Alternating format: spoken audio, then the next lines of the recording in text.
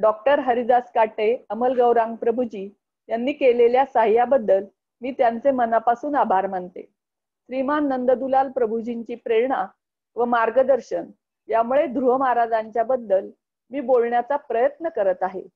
काही चुका झाल्या तरी मोठ्या मनाने आपण माफ करा ही माझी विनंती आहे. हरी बोल. आवाज येतोय माताजी?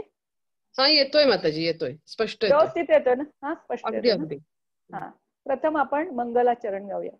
ओम अज्ञानतिमिरन्धस्य ज्ञानांजन शलाकया चक्षुर्मिलितं येन तस्मै श्री गुरुवे नमः.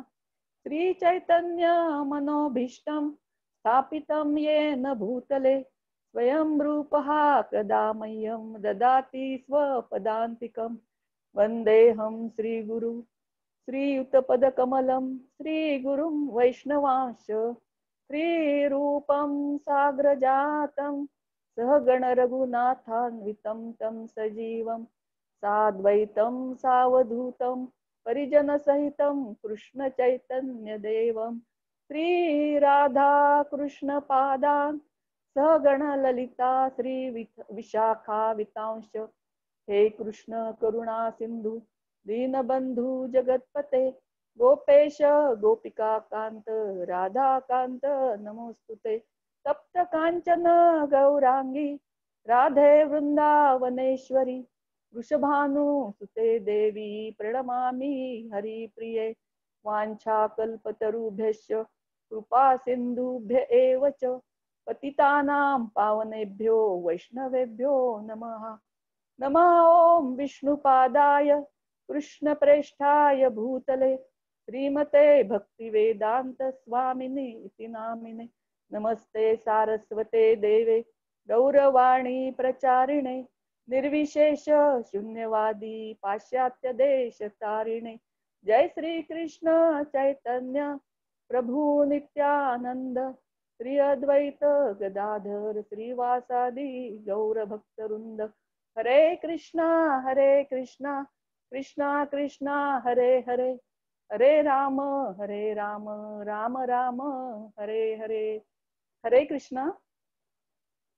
आपण ध्रुव महाराजांच्या चरित्र थोडक्यात आणि त्यांनी गायलेल्या भगवंतांच्या प्रार्थना ह्या बघणार आहोत. ध्रुव महाराजांचे चरित्र खरं तर आपण लहानपणापासून त्या स्टोरी ऐकत आलो आहोत, परंतु इथे थोडं सांगणं गरजेचं आहे म्हणून मी ते सांगते. मनु महाराज आणि शतरूपा यांचे पुत्र उत्तानपाद महाराज. उत्तानपाद महाराजांना 2 राण्या होत्या. पैकी मोठी राणी होती सुनीती आणि त्यांचे पुत्र होते ध्रुव महाराज. सुनीती म्हणजे नीतीने धर्माने वागणारी आणि ध्रुव म्हणजे दृढ निश्चय. ध्रुव महाराज गतजन्मी एक ब्राह्मण पुत्र होते आणि त्यांचा मित्र होता राजकुमार. त्या राजकुमाराचा थाट माट वैभव पाहून या ब्राह्मण पुत्रालाही असे वाटत होते की आपण पण राजकुमार बनायला हवे. म्हणून पुढच्या जन्मात ते उत्तानपाद महाराजांचे पुत्र म्हणून जन्म घेतला. उत्तानपाद महाराजांच्या दुसऱ्या राणीचे नाव होते सुरुची. सुरुची म्हणजे आपल्या रुचीप्रमाणे मनाप्रमाणे म्हणजे थोडक्यात मनमानी करणारी. तिच्या पुत्राचे नाव होते उत्तम. उत्तमचे 2 अर्थ होतात. एक उत्तम म्हणजे सर्वश्रेष्ठ आणि दुसरा तम म्हणजे अंधकार, जो भगवंतांना जाणत नाही असा. प्रभुपाद म्हणतात की ज्ञानचक्षुने पाहतो तो ध्रुव आणि चर्मचक्षुने पाहतो तो उत्तम. सुरुची सुंदर होती. सुनीती माता सुंदर नव्हत्या म्हणून त्या राजाच्या नावडत्या होत्या. प्रभुपाद म्हणतात बाह्य सौंदर्य हे फार काळ टिकणारे नसते, अंतःकरणाचे सौंदर्य हे खरे सौंदर्य असते. प्रभुपादांच्या एक शिष्या खूप सुंदर होत्या. प्रभुपाद त्यांना म्हणतात की तुम्ही बाह्य दृष्टीने सुंदर आहात तसे अंतःकरणानेही सुंदर बना. त्यांचे नाव प्रभुपादांनी रुक्मिणी देवी दासी असे ठेवले. यावरून आपल्याला असा लेसन मिळतो की आपण बाह्य सौंदर्याने भुलून जाऊ नये आणि प्रत्येक गोष्टीकडे आपण आपल्याला ज्ञानचक्षुने पाहायची सवय लावली पाहिजे. एकदा प्रिय सुरुचीच्या पुत्राला म्हणजे उत्तमला राजा मांडीवर घेऊन त्याच्यावर प्रेम करत होते. ध्रुव महाराजही खेळत खेळत तिथे आले आणि त्यांना वाटले की मी पण माझ्या वडिलांच्या मांडीवर बसेन. ध्रुव महाराज उत्तानपाद राजांच्या मांडीवर बसण्याचा प्रयत्न करत होते, परंतु राजा बसले होते ते आसन उंच होते. ध्रुव महाराज त्यावर चढू शकत नव्हते आणि सुरुची समोर असल्यामुळे राजाने पण त्यांना हात दिला नाही. आपल्या सवतीचा पुत्र राजाच्या मांडीवर बसण्याचा प्रयत्न करत आहे असे पाहून सुरुची म्हणाली की तू राजाच्या मांडीवर बसण्याचा व्यर्थ प्रयत्न करू नकोस, कारण माझ्या गर्भातून जो जन्मेल तोच राजाच्या मांडीवर आणि सिंहासनावर बसेल. सुरुची ध्रुव महाराज आणि सुनीती मातेचा खूप मत्सर आणि द्वेष करत असे, कारण जनमानसात अशी चर्चा होत ध्रुव महाराज मोठे असल्यामुळे तेच साम्राज्यावर बसणार. त्यामुळे दोघांचा पण अत्यंत द्वेष आणि मत्सर करत होती. सुरुजीला ध्रुव महाराजांना राजाच्या मांडीवर बसू द्यायचे नव्हते, त्यामुळे ती पुन्हा म्हणाली की तू जरी राजाचा पुत्र असलास तरी राणीचा पुत्र नाही. तुला माहित नाही, तू लहान आहेस, की तुझी आई एक दासी आहे आणि त्या दासीच्या पोटी तुझा जन्म झाला आहे. हे ऐकून ध्रुव महाराज खूप क्रोधित होतात आणि ते आपल्या आईकडे रडत रडत येतात. यावरून आपल्याला असा लेसन मिळतो की उत्तानपाद महाराजांच्या प्रमाणे आपण आपल्या मुलांच्यात भेदभाव करू नये. उत्तानपाद महाराजांनी मौन धारण केले होते, पण असे मौन कारणीभूत होते आणि जेव्हा आवश्यक असेल तेव्हा ध्रुव महाराजांना खूप त्रास दिलेला होता. त्यांना महालाबाहेर काढले होते, ध्रुव महाराजांचा अपमान केला होता. अशा मत्सराने द्वेषाने भरलेल्या स्त्रिया कोणत्याही स्तराला जाऊ शकतात. उदाहरणार्थ चित्रकेतूच्या राण्यांनी संगनमत करून हर्ष आणि शोक या मुलाला विषप्रयोग करून ठार मारले. सुनीती माता भक्त होत्या. ध्रुव महाराज सुरुवातीला भक्त नव्हते, पण पुढे जाऊन ते महान भक्त बनले. त्यामुळे सुरुचीला वैष्णव अपराधाचे पाप लागले. तुकाराम महाराज म्हणतात, विष्णुमय जग वैष्णवांचा धर्म, कोणाही जीवाचा न घडो मत्सर. कोण कधी भक्त होईल हे आपल्याला कधीच सांगता येणार नाही, म्हणून आपण कुठल्याही जीवाचा मत्सर करू नये, कारण त्यामुळे आपल्यालाच हे वैष्णव अपराधाचे पाप लागू शकते. यावरून आपण असे लेसन घेऊ शकतो की वैष्णव अपराध आपल्या हातून होऊ नये म्हणून आपण खूप काळजीपूर्वक वागलं पाहिजे आणि भगवंताच्या कृपेनेच आपल्याला मान सन्मान रूप बुद्धी संपत्ती शिक्षण सर्व काही, त्याचा आपण अहंकार करू नये आणि मैत्री न करता आपण सुनीतीशी मैत्री करावी. हे वाईट बोलणे ऐकून ध्रुव महाराज खूप क्रोधित झाले.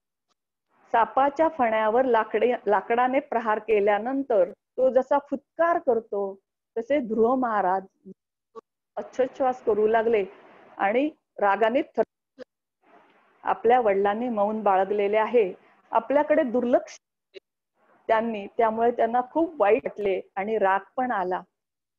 त्या आईकडे रडत रडत आले. आपला मुलगा क्रोधाने रडत आहे हे पाहून सुनीती मातेने त्यांना उचलून घेतले, पदराने डोळे पुसले. काय झाले, कोणी मारले, कशी केली. सुरुचीच्या अंतपुरातील एक दासी तिथे होती. तिने तिथे घडलेला सर्व प्रकार सुनीती मातेला सांगितले. सुनीती माता ते ऐकून त्या पण जोरात रडू लागल्या. सवतीचे बोलणे आठवून आठवून लाप करू लागल्या. आपल्या मुलाला स्वयं राजा आणत नाही, त्याचप्रमाणे राजा राणी मिळालेले आहे, त्यामुळे आपल्या दुःखाचा त्यांना अंतच दिसत नव्हता. वणव्यात वेलीसारखी सुनीती मातांची अवस्था झाली, परंतु मोठ्या धैर्याने त्यांनी आपले अश्रू पुसले आणि त्या ध्रुव मातेला, तू आपल्या सुरुची मातेमध्ये दोष पाहू नकोस, कारण आपण पूर्वजन्मात कोणाला तरी असेच दुःख दिले असेल, त्यामुळे ते आपल्याला भोगायला लागते. सुरुची माता भक्त आहेत, त्यामुळे त्यांना सर्व कर्माचा सिद्धांत माहीत आहे. त्यामुळे ध्रुव महाराजांना त्या समजावून सांगतात की तू रडू नको, हा माझ्या कर्माचा फळ आहे. तुझा सुरुची जी बोलली तू राजाच्या मांडीवर बसू शकत नाहीस. जन्म माझ्यासारख्या अभागी मातेच्या पोटी झाला. तू माझे दूध पिऊन मोठा झाला. राजा मला पत्नी एवढेच काय, पण ते दासी सुद्धा मला मानत नाहीत. मला लाज वाटते. आणि अशा अभागी तू जन्म झाल्यामुळे तू दुर्लभ मनोरथ करू नकोस. अशा प्रकारे ध्रुव महाराजांना त्या समजावून. यावरून आपण असा लेसन घेऊ शकतो की सुख, मान, अपमान आपल्याला आपल्या पूर्व कर्मानुसार मिळत असते. त्यामुळे आपण दुसऱ्याला त्याचा दोष देऊ नये. सुनीती, तुझ्या सावत्र मातेने तुझा अपमान केल्यामुळे तू रडत रडत माझ्याकडे आलास, पण तुझे भले सामर्थ्य माझ्यामध्ये नाही. पण तू जर भगवंतांच्याकडे गेलास तर भगवंत आपल्या फार कृपा करतात आणि माझ्यासारख्या लाखो माता जरी एकत्र केली तरी त्यांच्या प्रेमळ आणि किंचितही स्पर्धा होऊ शकत नाही.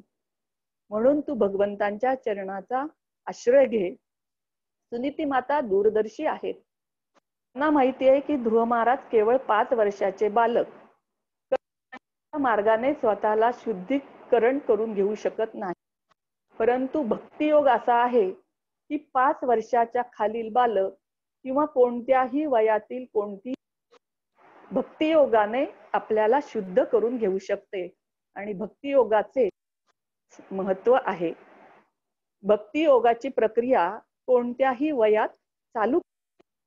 उदाहरणार्थ परीक्षित महाराज आणि प्रल्हाद महाराज यांची भक्तिमय सेवा त्यांच्या आईच्या झाली. ध्रुव महाराजांनी 5 वर्षाचे असताना भक्तिमय सेवा सुरू. त्याचप्रमाणे अंबरीश महाराजांनी तारुण्यात सेवा सुरू केली. वार्धक्यात सेवा सुरू केली आणि चित्रकेतू स्वर्गात आणि नरकातही भक्तिमय सेवा केली. तसेच मृत्यूच्या समयी भक्तिमय सेवा सुरू केली. यावरून लक्षात ठेवलं पाहिजे की कोणीही कधीही कोठेही भक्तिमय सेवा करून भक्त होऊ शकतो. त्यामुळे आपण वैष्णव अपराधापासून कुठल्या जीवाचा, कुठल्याच व्यक्तीचा मत्सर द्वेष करता कामा नये. सुनीती माता म्हणतात, तुझ्या म्हणजे स्वयंभू मनू आणि पंजोबांनी म्हणजे ब्रह्मदेवानी अशाच प्रकारे तप करून मोठमोठी पदे प्राप्त केली आहेत. तुला जर असे काही पद प्राप्त करायचे असेल तर तू भगवंतांची सेवा कर आणि त्यांना शरण जा. सुनीती माता आणि ध्रुव महाराज हे संकट आल्यानंतर नुसतेच रडत बसले नाहीत, तर संकटावरचा मार्ग शोधून काढला. यावरून आपल्याला असा लेसन मिळतो, कोणतीही समस्या आली, समस्या असो अथवा नसो, त्यांच्या चरणाचाच आश्रय घेतला पाहिजे. आणि संकटात आपण एकटे नाही आहोत, आपल्या बरोबर आपले गुरु आणि भगवंत आहेत, हा आपण ठाम विश्वास ठेवू.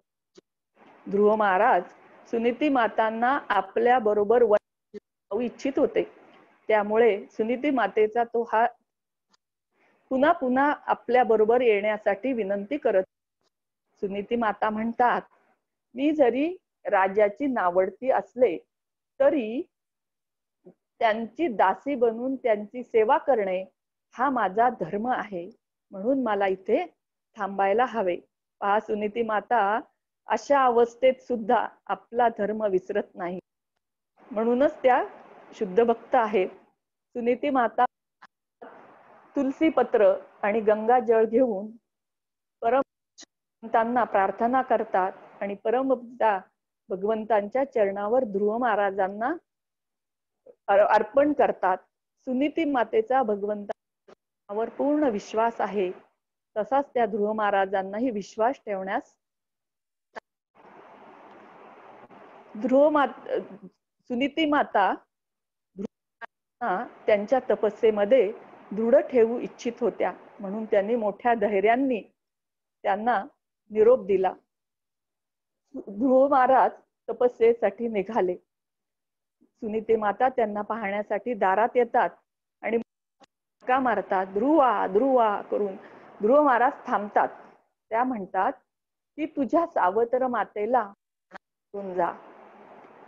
सावत्र मातेने छळ केलेला असतो तरी सुनीती माता ध्रुव महाराजांना सांगतात की तुझ्या सावत्र मातेला तू प्रणाम करून जा, कारण आपल्या सावत्र मातेबद्दल ध्रुव महाराजांच्या मनात कटु होऊ नये आणि अशी कटू भावना ध्रुव महाराजांची भक्ती करण्यासाठी योग्य नाही असे सुनीती मातेला वाटत होते. माता एक शुद्ध भक्त होत्या.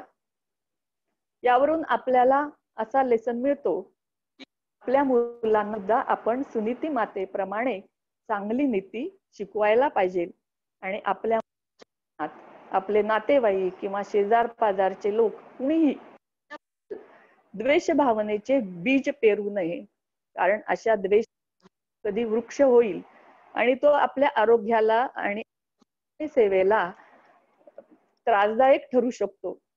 सुनीती माता आदर्श माता आहेत, कारण 5व्या स्कंदामध्ये वृषभदेव आपल्या 100 उपदेश देताना म्हणाले होते की जो राजा आपल्या जे गुरु आपल्या शिष्याला आणि जे शिक्षक विद्यार्थ्याला पिता आपल्या मुलांना कृष्ण भावनेमध्ये आणत नाही ते राजा, गुरु, शिक्षक आणि माता पिता होण्यास अपात्र आहेत, पण सुनीती माता माता होण्यास पात्र आहेत.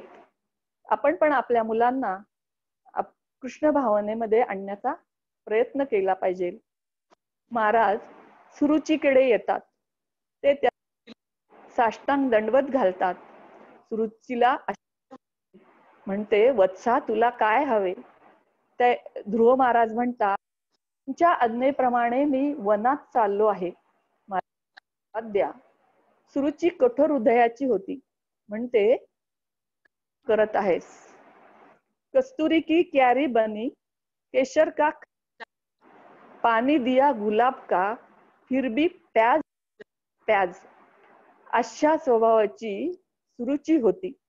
परंतु कृष्ण भावना एकमेव अशी आहे की पापातला पापी सुद्धा आपला स्वभाव बदलतो. उदाहरणार्थ रत्नाकर डाकू, मृगारी, जगाई. ध्रुव महाराज तपस्येला निघाले. कुठे जावे, काय करावे सगळं अस्पष्ट होते. त्यांना काहीही माहित नव्हते. केवळ 5 वर्षाचे ते बालक होते. भगवंतांनी ध्रुव महापोटी त्रिकालदर्शी नारद ध्रुव महाराजांच्याकडे पाठवले. देवर्षी नारद मुनी ध्रुव महाराजांच्याकडे आणि आपला मंगलमय हस्त त्यांच्या डोक्यावर ठेवला. ध्रुव महाराजांना आध्यात्मिक गुरूंची कृपा मिळाली. देवर्षी नारद मुनी म्हणाले, अरे बाळा, खेळ खेळण्याचे तुझे वय आहे. कुठे निघालास? तू आपल्या घरी जा, आपल्या मित्रांच्या बरोबर. आणि सावत्र मातेने तुझा जो अपमान केला असे तू म्हणतोस, त्या समाधानी होण्याचे कारण नाही. कारण सुख, दुःख, मान, अपमान आपल्या पूर्व कर्मानुसार आपल्याला मिळत. त्यामुळे तुझा मान झाला किंवा तरी तू त्याबद्दल असमाधानी होण्याचे कारण नाही. नारद मुनी पुन्हा पुन्हा ध्रुव महाराजांना म्हणत होते की तू घरी आपल्या मित्रांच्या बरोबर खेळ आणि तुझ्या आईने जो तुला वनात जाऊन भगवंतांची तपस्या करण्याचा त्या मार्गावरून अनेक तपस्वी झालेले आहेत. तू या मार्गावर चालू नकोस. तू मोठा झाल्यावर असा प्रयत्न तू याबद्दल यामध्ये यशस्वी होणार असं नारद मुनी त्याला परोपरीने वृत्त करत होते. पण ध्रुव महाराज आपल्या निश्चयावर दृढ होते. नारद मुनी खर तर ध्रुव महाराजांची परीक्षा घेत होते की ते तपस्येसाठी किती दृढ निश्चयी आहेत. म्हणाले की आपल्यापेक्षा गुणवान व्यक्ती भेटली की आपण हवे, आपल्यापेक्षा कमी गुणवान व्यक्ती भेटली पण त्याच्यावर करुणा करावी, आणि आपल्या तुल्यबळ व्यक्ती की आपण त्याच्याशी मैत्री करावी, आणि ठेवलेल्या स्थितीमध्ये आपण आपल्याला समाधानी, भगवंतांच्या इच्छेनेच आपल्याला मिळत असते. त्यामुळे भौतिक क्लेशाने तू असमाधानी होऊ नकोस किंवा नकोस. नारद मुनी ध्रुव महाराजांची परीक्षा, परंतु हीच शिष्य स्वीकारण्याची पद्धत. खरे तर नारद मुनी ध्रुव महाराजांच्यावर भगवंतांच्या आदेशाप्रमाणे करण्यासाठी आले होते. सर्व नारद मुनींचे उपदेश ऐकल्यानंतर ध्रुव महाराज त्यांना म्हणतात, शांतीचे उपदेश ब्राह्मणांसाठी, परंतु उपदेश न स्वीकारण्याचा उद्धटपणा मी करत आहे. मी एक क्षत्रिय आहे आणि माझ्या सावत्र मातेच्या माझे हृदय घायाळ झाले आहे, आणि या बदला घेण्या वाचून मला काहीही मौल्यवान वाटत नाही. माझे पिता, आजोबा, पंजोबा किंवा कोणीही किंवा इतर कोणी लोकांनी मिळवले नसेल असे कैक पटीने श्रेष्ठ प्राप्त करायचे आहे. त्यासाठी तुम्ही मला अनुग्रह करा. नारद मुनींना ध्रुव महाराजांचे बोलणे ऐकून त्यांची करुणा आली, आणि नारद मुनींनी त्यांना ओम नमो भगवते वास हा मंत्र देऊन भगवंतांची भक्तिमय सेवा विधी समजावून सांगितली. ध्रुव महाराजांनी गुरु नारद मुनींना प्रदक्षिणा घातली, त्यांना दंडवत केला, आणि वृंदावनातील मधुवनाच्या दिशेने त्यांनी सुरू केली. इकडे नारद मुनी उत्तानपाद महालात आले. उत्तानपाद महाराज पश्चात आणि दुःखाने अश्रू ढाळीत होते. ते म्हणाले, मुनी म्हणाले, तुम्हाला ध्रुव महाराजांच्यासाठी दुःख करण्याचे कारण नाही, कारण प्रत्यक्ष भगवंत त्यांची काळजी घेत आहेत. ते लवकरच भगवंतांना प्रसन्न करतील आणि येतील. त्यांची कीर्ती सर्व दूरवर पसरणार आहे. एवढे बोलून नारद निघून गेले. यावरून असा एक लेसन की स्वजनाद्वारे आपला झालेला अपमान मनुष्याच्या जिव्हारी लागतो. ध्रुव महाराज वृंदावनात नारद मुनींनी दिलेल्या तपस्येसाठी तयार होतात. ते यमुने नदीमध्ये 3 वेळा स्नान करतात आणि भगवते वासुदेवाय या मंत्राचे पठण करून भगवंतांना आपल्या हृदयामध्ये धारण करून त्यांच्या चिंतनामध्ये ते तल्लीन होतात. त्यांनी पहिल्या महिन्यामध्ये दर 3 दिवसांनी एकदा कपित्य फळे जी बोरे, कंदमुळे भक्षण केली. दुसऱ्या महिन्यात दर 6 दिवसांनी वाळलेली पाने, गवत भक्षण केले. तिसऱ्या महिन्यात 9 दिवसांनी पाणी प्यायले, आणि चौथ्या महिन्यात 12 श्वास घेतला. 5व्या महिन्यात त्यांनी श्वासावर पूर्ण नियंत्रण मिळवले. स्तंभाप्रमाणे एकाच पायावर उभे राहून त्यांनी भगवंतांच्या हृदयात धारण करून त्यांच्या चिंतनामध्ये ते होते. त्यामुळे सर्व प्राणी मात्रांचे स्वामी भगवंतांना त्यांनी वश करून घेतले. त्यावेळी तिन्ही लोक थरथर कापू आणि त्यांच्या पायाच्या अंगठ्याने भूमीचा निम्मा भाग खाली खचला. ध्रुव महाराजांनी आपल्या शरीरावरील रंध्रांचा निरोध केल्यामुळे ते भारयुक्ततेमध्ये भगवान बरोबर झाले होते. त्यांनी संपूर्ण विश्वाचे श्वसन कोंडून गेले. सर्व श्रेष्ठ देवतांचा श्वास व ते भगवान श्रीहरींच्या आश्रयास आले. त्यांना म्हणाले की संपूर्ण विश्वाचे श्वसन त्यामुळे प्राणी मात्र गुदमरत आहेत. तुम्ही आमच्या संकटातून रक्षण करा. श्री म्हणाले की उत्तानपाद महाराजांचा पुत्र माझ्या चिंतनात तल्लीन झाला आहे. त्याची कठोर तपस्या आणि दृढ निश्चय संपूर्ण वैश्विक श्वसन बंद पाडले आहे. त्या बालकाला त्याच्या तपस्येपासून परावृत्त करीन. तुमच्या निवासस्थानी जा. भगवंत गरुडाच्या पाठीवर मधुवनात ध्रुव महाराजांना भेटण्यासाठी आले. ध्रुव महाराज भगवंतांना आपल्या हृदयात धारण केले होते. त्यावर ते अखंड चिंतन करत होते. परंतु आपल्या अंतःकरणातील रूप अचानक झाल्यामुळे ध्रुव महाराज गोंधळून गेले. त्यांना वाटले की आपण आता भगवंतांना गमावले. म्हणून त्यांनी डोळे उघडले तर अंतःकरणामध्ये जे रूप होते तेच त्यांना समोर दिसले आणि भगवंतांना त्यांनी साष्टांग नमस्कार घातला.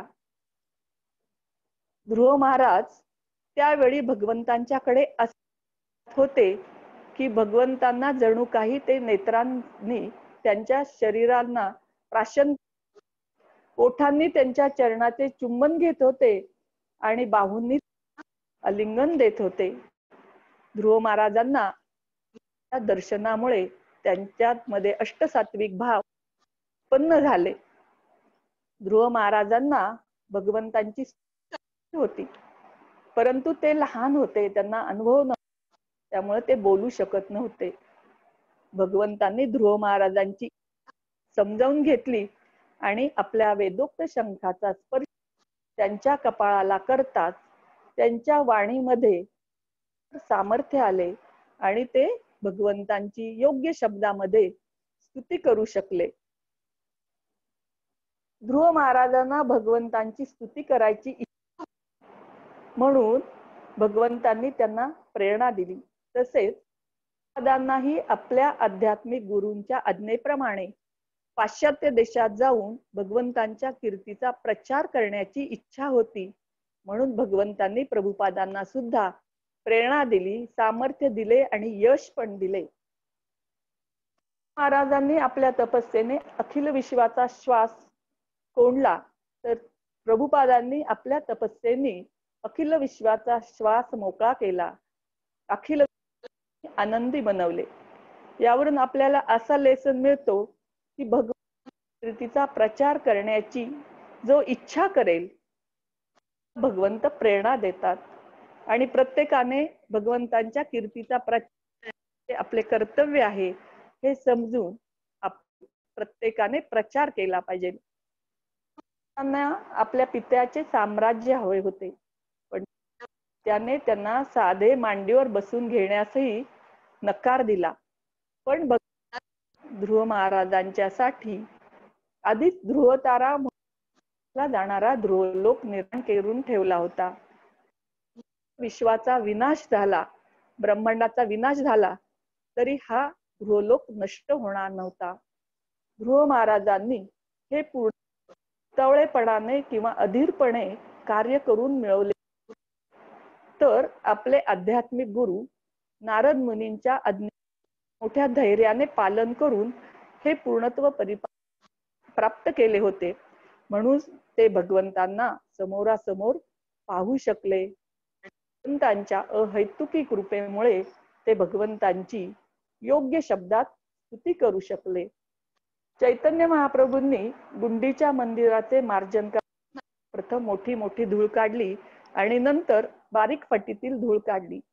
याचा अर्थ असा की आपले जे दोष आहेत ते आपल्या आध्यात्मिक गुरूंना दिसतात, त्या कृपेमुळे ते शुद्ध होऊ शकतात. म्हणून आपण आपल्या आध्यात्मिक गुरूंच्या आज्ञेचे पालन केले पाहिजे.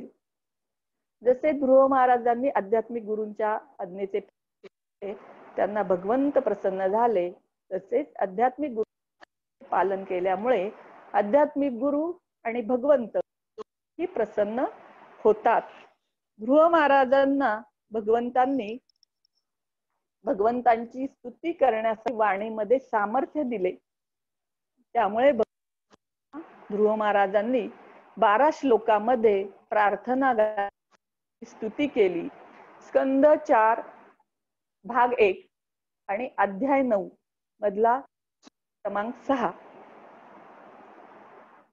श्रीधर स्वामी की यामध्ये सर्व काही आहे. की भगवान ज्याला वेदाचा अभ्यास त्यांनी ह्या 12 स्तुतींचा किंवा या 12 श्लोकांचा अभ्यास करावा असे श्रीधर. श्लोक क्रमांक 6.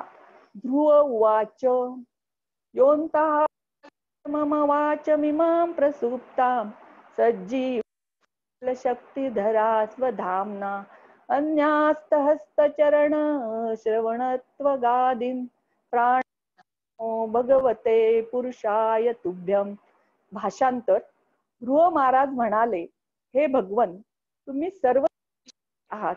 माझ्या ठाई प्रवेश करून तुम्ही माझे हात, पाय, कान, स्पर्शेंद्रिय आणि विशेषतः वाणी या सर्व दृष्ट इंद्रियांना जागृत केले आहे. मी तुम्हाला आदरपूर्वक नमन करतो. ध्रुव महाराजांनी भगवंताचे धारण केले होते, त्यामुळे ते तेजस्वी बनले होते. भगवंतांनी वेदोक्त शंखाचा स्पर्श करताच ध्रुव महाराजांच्या इंद्रियामध्ये लोकोत्तर सामर्थ्य आले. विशेषतः वाणीमध्ये ध्रुव महाराजांची भगवंतांच्या कृपेने शुद्ध झाली आणि त्यांच्या सेवेमध्ये निमग्न झाली. आणि आपल्यामध्ये झालेला हा बदल ध्रुव महाराजांनी स्वतः अनुभवला. ध्रुव महाराजांची इंद्रिय जसे पहिल्यांदा निद्रिस्त होती, तशी आपलीही इंद्रिय अवस्थेतच असतात. आणि अशा निद्रिस्त अवस्थेला दशा असे म्हणतात. भक्ती विनोद ठाकूर आपल्या भजनात म्हणतात, तो जीव जागो गोरा चांद बोले. आणि वेदही उठा उठा, मनुष्य जन्माची संधी नका. या जन्मात मनुष्य आत्मसाक्षी घ्या. श्लोक क्रमांक 7. एकस्त्वमेव भगवन् निदमात्मशक्त्या आख्ययोरु गुणयामदाद्यशे सृष्टानुविश्य पुरुषस्तत्सद्गुण नानेव दारुषु व्यभावसु द्विभासी. भाषांतर. हे भगवन, एकमेव तुम्हीच सर्वश्रेष्ठ आहात. विभिन्न शक्तीद्वारे तुम्ही आध्यात्मिक आणि भौतिक जगतात विभिन्न प्रकारे प्रकट होता. आपल्या बहिरंगा शक्तीने भौतिक जगताची अखिल शक्ती निर्माण करता आणि अशा निर्मितीनंतर परमात्मा रूपाने तिच्या करता. तुम्हीच परमपुरुष आहात. आणि ज्या अग्नी विविध आकारातील काष्ठामध्ये प्रवेश करून प्रकारच्या तेजाने प्रज्वलित होतो, त्याचप्रमाणे क्षणभंगूर गुणाच्या माध्यमातून तुम्ही विभिन्न प्रकारच्या निर्माण करतात. ध्रुव महाराज म्हणतात, हे भगवान, एकमात्र सर्वश्रेष्ठ आहात. तुम्ही एकट्याने सृष्टी केली, करविता आहात. जंगलात आग लागल्यावर लाकडाच्या विविध आकाराने तो अग्नीही गोल, अकूड, लांब असा दिसतो. एक अग्नी सर्वव्याप्त असतो, तसेच एक सर्वव्याप्त असतात. कोटी कोटी घडे, जलाशय, समुद्र, विविध पात्रे यामध्ये सूर्याची असंख्य प्रतिबिंबे दिसतात, परंतु सूर्य एक असतो. चुलीत लाकूड घालून अग्नीद्वारे भोजन बनविले जाते. लाकूड भोजन बनवत नाही, अग्नी भोजन बनवतो. अज्ञानी लोक म्हणतात, ब्रह्माजी सृष्टी करतात, शिवजी विनाश करतात आणि इंद्र वर्षा करतात. ब्रह्माजी, शिवजी आणि इंद्र यांना भगवान शक्ती देतात आणि त्यामुळे ते ती कार्य. सर्व चेतन वस्तूमधील मूळ चेतन श्री विष्णू आहेत आणि आपल्याला ते कार्य म्हणून आपले हात पाय चालतात. जसे करंट आल्याशिवाय पंखा, टीव्ही, फ्रीज काही चालत नाही. म्हणून ध्रुव महाराज म्हणतात, मी तुमचे उपकार कसे विसरू. श्लोक 8. त्वद्दत्तया वयुनये विश्वम सुप्त प्रबुद्ध इव नाथ भवत् प्रपन्नः तस्यापवर्ग शरणं तव पादमूलम यते कृतविदा कथमार्थ बंधो. भाषांतर, हे प्रभू, ब्रह्मदेवानी तुमची पूर्ण शरणागती स्वीकारलेली आहे. तुम्ही त्यांना ज्ञान प्रदान केले आणि म्हणून ज्या निद्रावस्थेतून उठलेला मनुष्य आपली तातडीची कर्तव्ये पाहतो त्याप्रमाणे ते पाहू आणि जाणू शकले. सर्व मुमुक्षूंचे तुम्ही आश्रय आहात आणि सर्व दुःखी मनुष्यांचे एकमेव मित्रही तुम्हीच आहात. यास्तव परिपूर्ण ज्ञानाने युक्त असलेला विद्वान कसा काय तुम्हाला विसरू शकेल. गृह महाराजचे पूर्ण ज्ञान झाले आहे. ते म्हणतात, भगवंतांनी सृष्टीला पाहण्यासाठी भगवंतांनी ब्रह्माजींना जागृत ते सृष्टी पाहण्यास समर्थ बनले. सृष्टी केली नाही. ब्रह्माजींना क्रियाशक्ती ही भगवंतांनी दिली आहे. भगवंतांनी सर्व मूलतत्वे दिलेली आहेत आणि त्यांची जुळणी ब्रह्माजी करतात. लहान मुलांचे खेळण्यात असते आणि त्यात मॅन्युअलही असते. ते पाहून वाचून मुले निरनिराळ्या वस्तू बनवतात. जमिनीमध्ये भगवंतांनी अनेक प्रकारचे खनिजे ठेवलेले आहेत. त्याचप्रमाणे पी पेरून धान्य उत्पन्न करण्याचा गुणधर्म भगवंतांनी दिलेला आहे. परंतु अहंकारी मनुष्य म्हणतो, मी केले. भगवंतांनी इंद्रिय दिले आणि त्यांना कार्य करण्याची शक्ती दिली. उदाहरणार्थ, कान दिले परंतु त्याच्यात भगवंतांनी दिली नाही, तर कोणताही जगातला डॉक्टर त्यामध्ये श्रवण शक्ती घालू शकत नाही. भगवंतांनी उजेड, पाणी सर्व काही दिले. आपण लाईटचे बिल भरले नाही तर आपले कनेक्शन कट होते. परंतु भगवंतांनी दिलेला प्रकाश, उष्णता, हवा, पाणी, उजेड आपल्याला बिल देत नाहीत.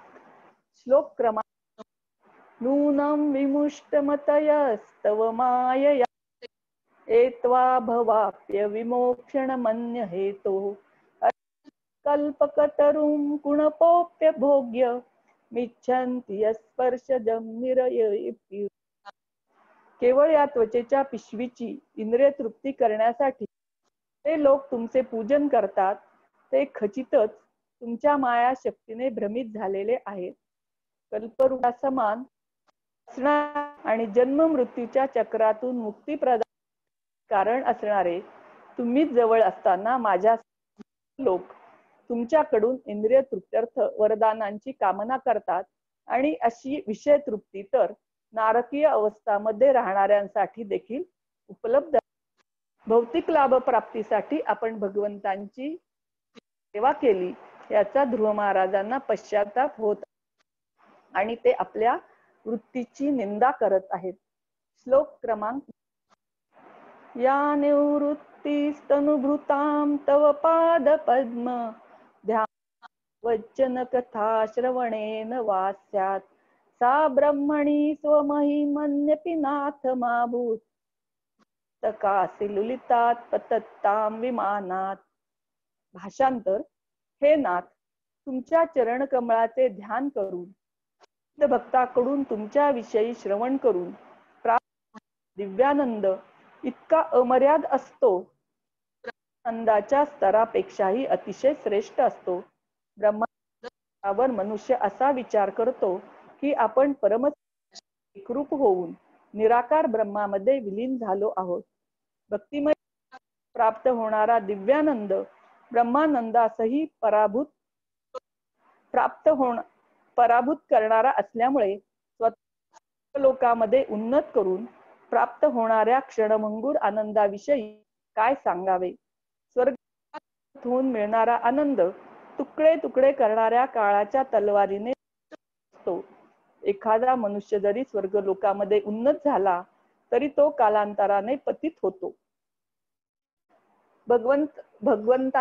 भक्तांना भगवंतांची रूप, लीला, गुण यांचे वर्णन करून, श्रवण करून कोटीपटीत दिव्यानंद होत असतो. त्याप्रमाणे हा दिव्यानंद ब्रह्मानंदासही असतो. भगवंत विचार करतात, जी सेवा करून राधा राणींना इतके आनंद, इतके होते, म्हणून तो अनुभव घेण्यासाठी भगवंत स्वतः राधा राणीचा भाव धारण करतात आणि श्री चैतन्य महाप्रभू म्हणून अवतरित होतात, हरिनामाचे वितरण करतात.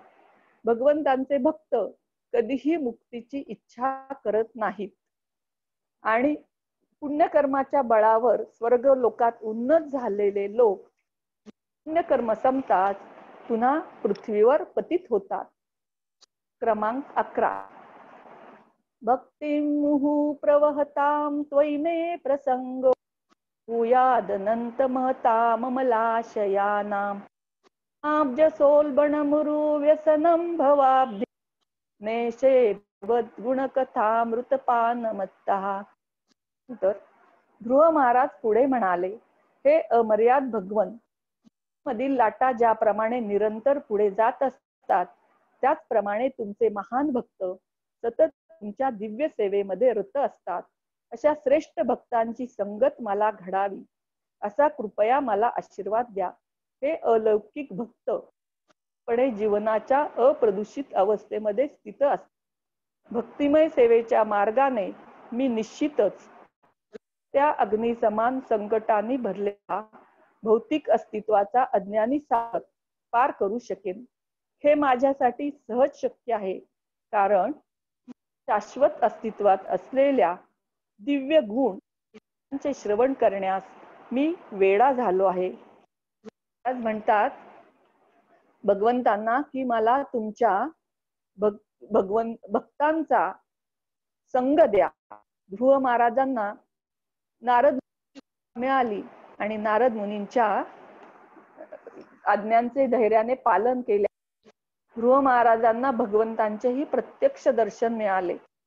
ध्रुव महाराजांना भगवंतांच्या भक्तांची मिळाला नाही, म्हणून ते भगवंतांना प्रार्थना करतात की मला तुमच्या भक्तांचा संग द्या. कपिल मुनी देहुती मातेला उपदेश देत शुद्ध भक्तांच्या संघाचे महत्व सांगताना म्हणतात, स्कंद 25 आणि श्लोक क्रमांक 25. आपण फक्त भाषांतर वाचणार आहे याचं. शुद्ध भक्तांच्या सानिध्यात त्यांच्या लीलांची आणि अद्भुत श्लोकांची, अद्भुत कृत्यांची केलेली चर्चा ही कानासाठी आणि हृदयासाठी अत्यंत संतोषदायक असते. अशा ज्ञानाची जोपासना करून मनुष्य मोक्ष हळूहळू अग्रेसर होतो. पुढे मुक्त झाल्यानंतर त्याचे होते. तदनंतर वास्तविक भक्ती आणि भक्तीचा प्रारंभ होतो. कपिल मुनी येथे म्हणतात की शुद्ध सानिध्यात भगवंतांच्या कथा श्रवण केल्यामुळे भक्तिमय होतो. आता लॉकडाऊनच्या काळात आपण सोहळा झूमद्वारे अनुभवला. आपल्याला भगवंतांचे दर्शन, आपल्याला अभिषेक पाहायला मिळाला. परंतु हा कोरोनाचा आला हा प्रॉब्लेम. पण ह्याच्या आधी आपण जेव्हा जन्माष्टमी साजऱ्या करतो तेव्हा आपण धूमधडाक्यात भक्तांच्या सहवासात करत करत आपण हा आनंद घेत होतो आणि तो भक्तांच्या सहवासात केलेल्या सेवेचा आनंद औरच असतो. परंतु आता सुद्धा आपल्याला नंददुलाल प्रभूंजींनी झूमद्वारे लेक्चर्स आणि ह्याचा आपल्याला करून दिल्यामुळे आपण रोज भक्तांचा तरी संग घेतोय, की वपूद्वारे नाही, प्रत्यक्ष संग नाही, पण वाणीद्वारे. ध्रुव महाराज म्हणतात, मनुष्य जर भगवंतांचे महात्म्य श्रवण करण्यासाठी काही वेडाच झाला तर तो सहजपणे पार करू शकतो. प्रभुपादही तात्पर्यात की भगवद्गीता, श्रीमद भागवत पुराण आणि गीतामृतामधून जो कोणी च्या लीला नित्य श्रवण करतो ती व्यक्ती च्या अहरी गेलेल्या व्यक्तीप्रमाणेच या श्रवणामध्ये तल्लीन झाली तर तो अगदी भवसागर सहजपणे पार करू शकतो. प्रभुपाद की मादक द्रव्याच्या अहरी गेली व्यक्ती तो त्याच्यातच नशेमध्ये चूर असतो. त्याला तो स्वतःला विसरतो आणि जगाला विसरतो. त्याचप्रमाणे भगवंतांच्या कथांचे श्रवण क्रियेवर तल्लीन होणे. मद्यपी कसा तल्लीन होतो तसा तल्लीन झाले तर तो भवसागर शकतो असे प्रभुपाद पण तात्पर्यात म्हणतात. तसेच ब्रह्माजी ही तल्लीनतेला किती महत्व आहे ते सांगतात. 3 अध्याय 15 श्लोक 25 मध्ये ब्रह्माजी म्हणतात, श्रवण तल्लीनतेने करणाऱ्या मनुष्याच्या शारीरिक लक्षणामध्ये परिवर्तन होते आणि भगवंत श्रवण केल्यामुळे ते वेगाने श्वसन करतात, शरीर पुलकित होते. अशा व्यक्तींनी धारणा आणि तपस्येकडे दुर्लक्ष केले तर धामात उन्नत होतात. म्हणजे जे श्रवण आहे शुद्ध भक्तांच्या संगतीतलं श्रवण आणि त्या श्रवणावर श्रवण तल्लीनतेने ऐकणे, तल्लीनतेने करणे याला खूप महत्व आहे. मग त्या व्यक्तीने तपस्या किंवा ध्यान धारणाकडे लक्ष नाही दिलं तर भगवत धामात उन्नत होणार आहे. इतकं श्रवण करण्याला महत्व सांगितले आहे. तर याच्यावर एक छोटीशी अशी राजा कुलशेखर की ते श्रीरामांच्या कथा इतक्या तल्लीन की ते त्या भावामध्ये जात. ते कथा सांगणारे होते ते एकदा गावाला त्यांचे पुत्र येतात. त्यांना हे राजा कुलशेखरांचे भाव सांगायचं ते विसरतात आणि ते येऊन जसं सिरियलली कथा चालली सांगायला सुरुवात करतात. आणि तो प्रसंग असतो की सीतामाईचं रावणाने हरण. ती कथा ऐकून राजा कुलशेखर तल्लीन होतात, एवढे त्या भावात जातात की सैन्यांना चला आपल्याला रावणाला पराभव करायचा आणि सीतामाईला सोडून आणायचे. सर्व सैन्य घेऊन ते समुद्राकाठी जातात आणि ते राजा स्वतः समुद्रामध्ये प्रवेश करतात.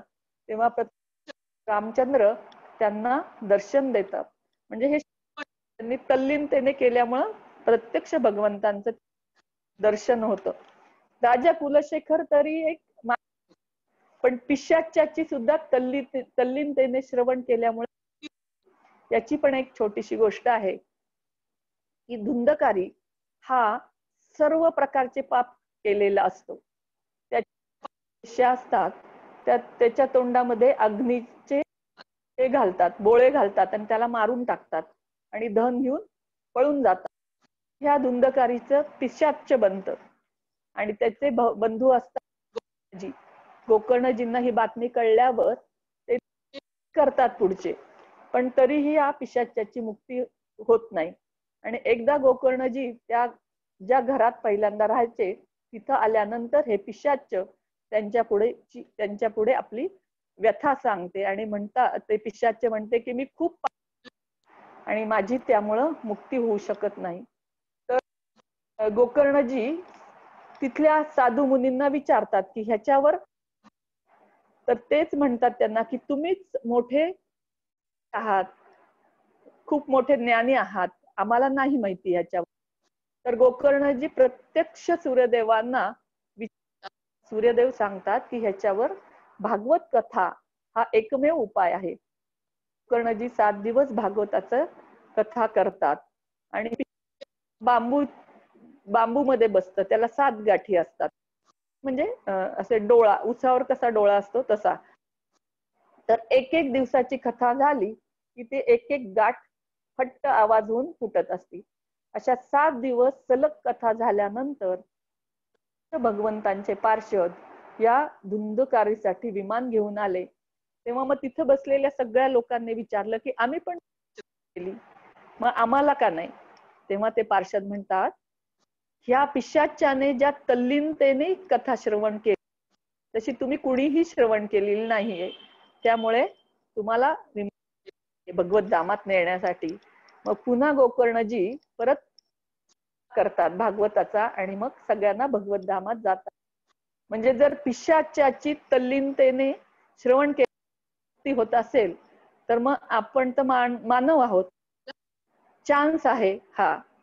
त्यामुळे भक्तांच्या संघात, शुद्ध भक्तांच्या संघात भगवंतांच्या कथांचे श्रवण तल्लीनतेने किती महत्व आहे हे ब्रह्माजी आणि शुकदेव गोस्वामी ह्या सर्वांनीच हे सांगितलेलं आहे.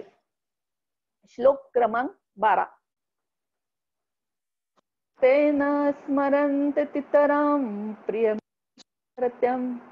ए चांद्वदाः सुत सुहृद गृहवित्तदारा अब्जना भवदीय पदारविंद लुब्ध हृदयेषु कृत प्रसंगा. भाषांत.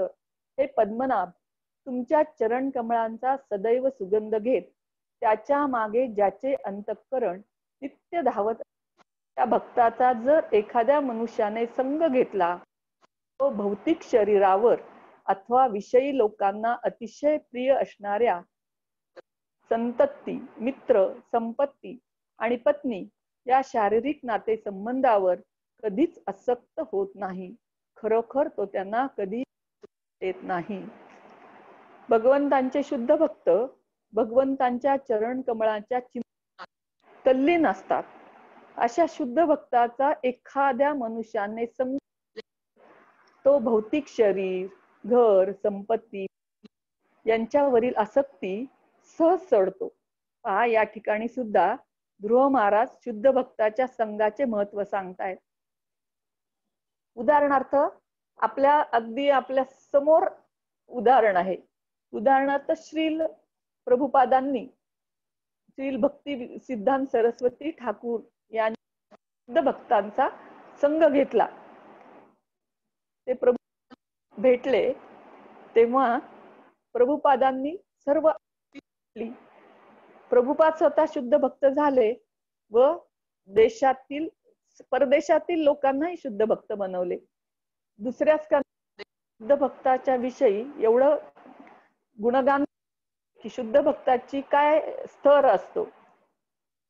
1000 प्रजापतीपेक्षा सुद्धा कित्येक पट शुद्ध भक्त पूर्ण असतात आणि एक शुद्ध भक्त संपूर्ण दुनियेला भक्त बनवू शकतो.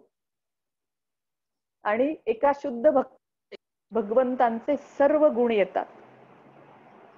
आपल्या समोर श्रील प्रभुपादांचे उदाहरण आहे. संपूर्ण दुनियेला भक्त बनवलं. सगळ्या जगामध्ये राधाकृष्णांचे आहेत आणि भक्त बनत आहेत. अनेक म्हणजे श्रील प्रभुपादांची ग्रंथ संपदा एवढी मोठी की आपण किती जन्म घेतल्यानंतर आपल्याला ती वाचून होईल. मग प्रभुपाद म्हणतात की भगवंतांची कृपा असल्याशिवाय भगवंत मनुष्य लिहू शकत नाही. म्हणजे प्रभुपादांच्यावर भगवंतांची किती कृपा होती हे आपल्याला दिसते. ध्रुव महाराजांना नारद भक्त भेटल्यामुळे ध्रुव महाराज भक्त बनले. तुकाराम महाराजांसारख्या शुद्ध भक्तांचे शिवाजी महाराज भक्त बनले. शिवाजी महाराजांनी हे राज्य आहे आणि मी त्याचा फक्त केअरटेकर आहे या भावनेने राज्य केले. शिवाजी महाराजांच्या ध्वजाचा रंग सुद्धा केशरी होता. केशरी हे वैराग्य, त्यागाचे प्रतीक आहे. शुद्ध भक्ताच्या संघात एखादी व्यक्ती कशी आधी सुरुवातीला आसक्ती सोडते, नंतर सर्व आसक्ती सुटल्यानंतर शुद्ध भक्ता ती व्यक्ती सुद्धा शुद्ध भक्त होते. हे ध्रुव महाराज प्रकर्षाने सांगतायत. श्लोक क्रमांक 13. तिर्यग्न गद्विजसदी स्वरूप देव दैत्य हि परिचितं सद्विशेषं रूपं स्तविष्टमजते मदाद्यनेकं नातः परं परं वेद्मि न यत्. भाषांतर. हे प्रभो, हे परम अजन्मा, मी जाणतो वृक्ष, पक्षी, सरपटणारे प्राणी, देवता, मनुष्य यासारखे जीव अखिल भौतिक शक्तीने निर्माण केलेल्या विश्वभरात पसरले, आणि मी हेही जाणतो की ते काही वेळा प्रकट तर काही वेळा होत असतात, परंतु आता तुम्हाला पाहत आहे त्यासारखे सर्वश्रेष्ठ रूप मी कधीही अनुभवलेले नाही. या रूपाने सर्व प्रकारचे युक्तिवाद संपुष्टात आणले आहेत. ध्रुव. हे प्रभो, तुम्ही महान आहात, सुंदर आहात, जीवाचे बंधू आहात हे मला माहित नव्हते. पहिल्यांदा मी आपल्या विराट रूपाला सत्य मानत होतो, तसेच या संसाराला सत्य मानत होतो. आपल्या दिव्य नित्य चिन्मय रूपाचे मला ज्ञान नव्हते, तसेच जीवाच्या संबंधाचेही ज्ञान नव्हते. भगवंताने त्यांच्या कपाळाला वेदोक्त शंखाचा स्पर्श करतात ध्रुव महाराजांच्या हृदयात दिव्य ज्ञानाचा प्रकाश झाला. क्रमांक 14. कल्पांत एतदखिलं गृहन् शेते पुमान स्वदृगन् खस्तदंके यन्नाभिसिन्धुरुह कानि पद्म गर्भे द्युमान भगवते प्रणतोस्मि तत्. भाषांतर. प्रिय प्रभो, प्रत्येक परम भगवान श्री गर्भोदकशाही विष्णू विश्वामध्ये प्रकट झालेल्या अखिल अभिव्यक्ती उदरामध्ये लय करवितात. ते शेषनागाच्या सर्पशय्येवर पहुडतात. त्यांच्या नाभीतून देठ असलेले सुवर्ण कमळ उद्भवते आणि त्यावर ब्रह्मदेवांची उत्पत्ती होते. तुम्ही तेच परम भगवंत असल्याचे मी जाणतो. मी तुम्हाला सादर प्रणाम करतो. ध्रुव महाराजांना भगवंताचे पूर्ण ज्ञान झाले आहे, त्यामुळे त्यांना भगवंतांच्या सर्व अभिव्यक्तीचा परिचय होतो. ध्रुव महाराजांच्या समोर क्षीरोदकशाही उपस्थित होते आणि ध्रुव महाराजांना गर्भोदक विष्णू आणि कारणोदकशाही विष्णू या दोन रूपाचेही ज्ञान. श्लोक क्रमांक 15. त्वं नित्यमुक्त परिशुद्ध विबुद्ध कूटस्थ आदि पुरुषो भगवान यद्बुद्धयवस्थितमखंडितया स्वदृष्ट्या स्थितावधिमखो व्यतिरिक्त आस्ते. भाषांतर. हे भगवन, तुमच्या अखंड दिव्य दृष्टिक्षेपाने तुम्ही भगवंताच्या सर्व अवस्थांचे परमसाक्षी आहात. तुम्ही सदैव मुक्त आहात. तुम्ही विशुद्ध सत्वामध्ये स्थित आहात. तुम्हीच कोणत्याही प्रकारे परिवर्तित न परमात्म्याच्या रूपाने स्थित आहात. 6 ऐश्वर्याने परिपूर्ण असे मूळ भगवंत तुम्ही आहात आणि प्राणांचे शाश्वत स्वामी देखील तुम्ही आहात. अशा रीतीने तुम्ही जीवमात्रापासून सदैव भिन्नच आहात. तुम्ही अखिल विश्वाच्या सर्व कार्याचे व्यवस्थित करता आणि तरीही त्या सर्वापासून पूर्णपणे अलिप्त आहात. सर्व यज्ञ फळांचे तुम्हीच आहात. ध्रुव महाराज या ठिकाणी आणि साधारण जीव यामधील भेद अत्यंत काळजीपूर्वक वर्णन करत आहे. ते की जीवांनी भगवंतांच्या संतुष्टीसाठी यज्ञ केले पाहिजे, काया वाचा भगवंतांची सेवा केली पाहिजे, आणि हीच जी उपस्थिती आहे. भगवंत 6 ऐश्वर्याने परिपूर्ण आहेत. सर्व यज्ञ फळांचे भोक्ताही आहे. त्यामुळे जीवाची कोणत्याही परिस्थितीत भगवंतांची होऊ शकत नाही. श्लोक क्रमांक 16. यस्मिन् विरुद्ध गतयो पतन्ति विद्यादयो विविध शक्तय अनुपूर्वात् तद्ब्रह्म विश्वभवमेकमनन्त मानंद मात्रम विकारमहं प्रपद्ये. भाषांतर.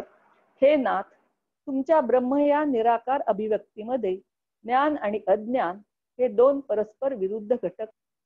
तुमच्या अनेकविध शक्ती निरंतर अस्तित्वात असतात, परंतु अविभक्त, मूळ, तनीय, अनंत आणि आनंदमय असे निर्विशेष ब्रह्मच जनाचे कारण आहे. तुम्ही स्वयं ते निराकार ब्रह्म. मी तुम्हाला सादर प्रणाम करतो. ध्रुव महाराज भगवंतांची स्तुती करतात आणि म्हणतात, तुमच्या अनंत शक्ती आहे आणि एक दुसरी आहे. उदाहरणार्थ भगवंतांचे दोन नेत्र, सूर्य आणि एक चंद्र.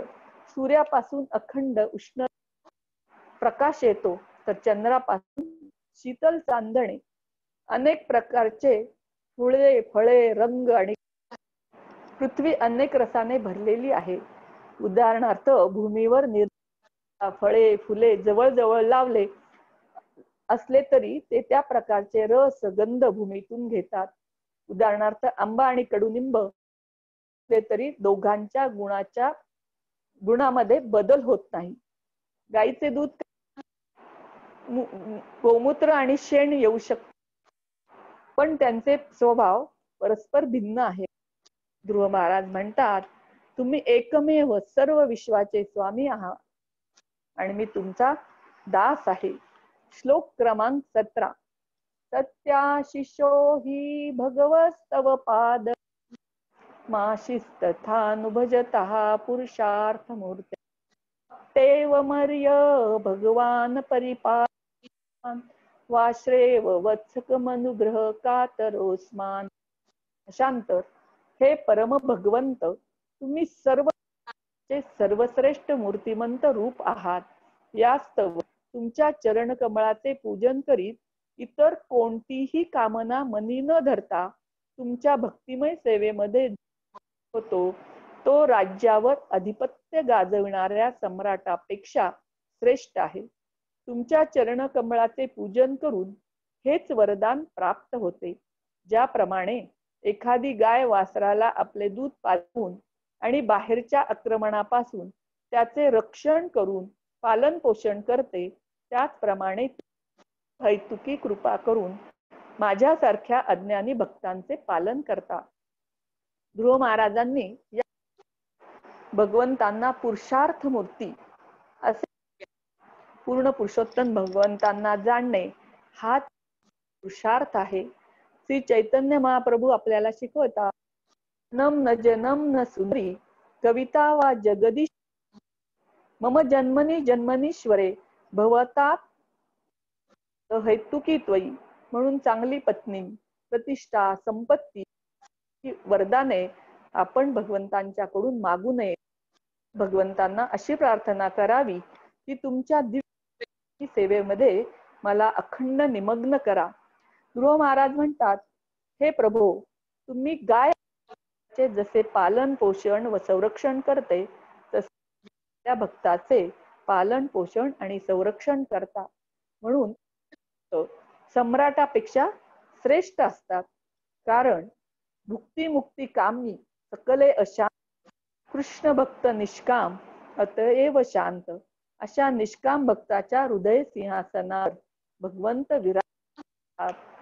अशा प्रकारे ध्रुव महाराज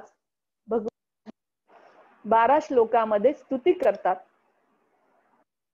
भगवंतांची आपल्या भक्तावर अपार कृपा असते आणि म्हणूनच ते या ठिकाणी ध्रुव महाराजांना त्वरित म्हणतात की तुझे सर्व कल्याण हो.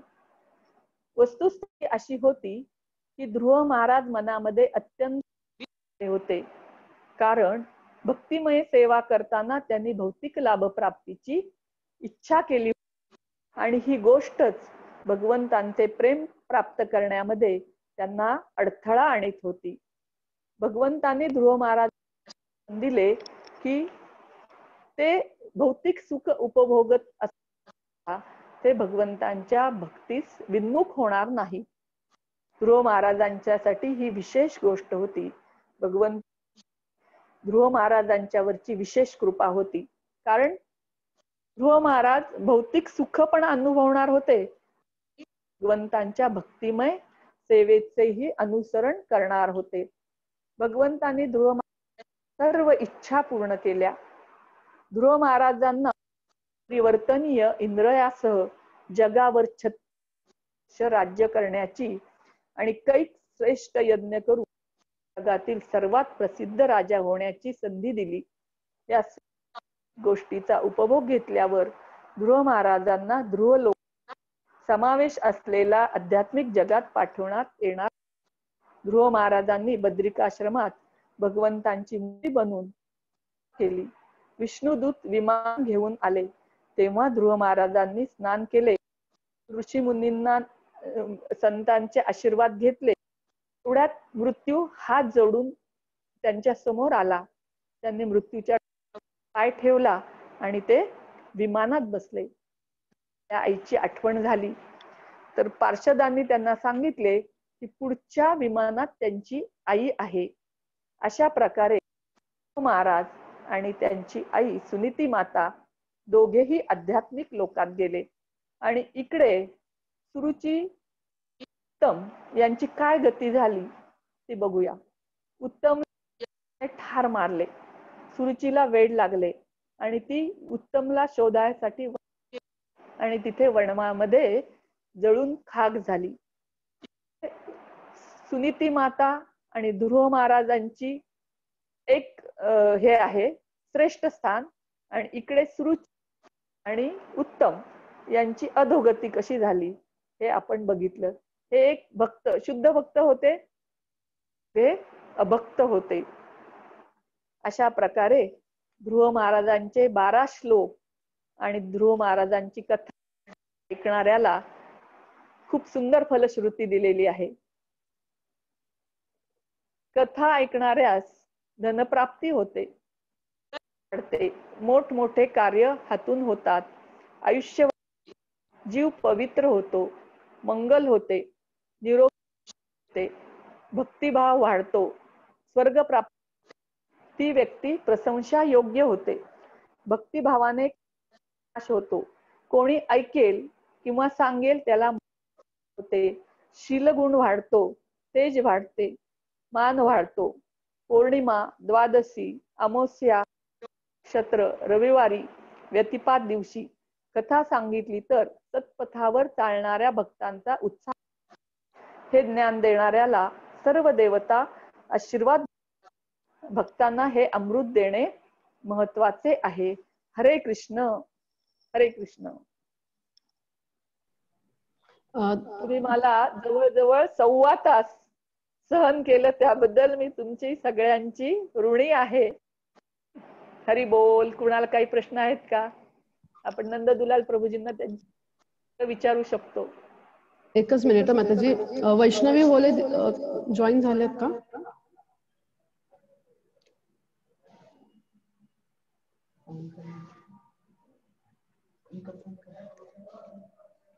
जस्ट एक मिनिट.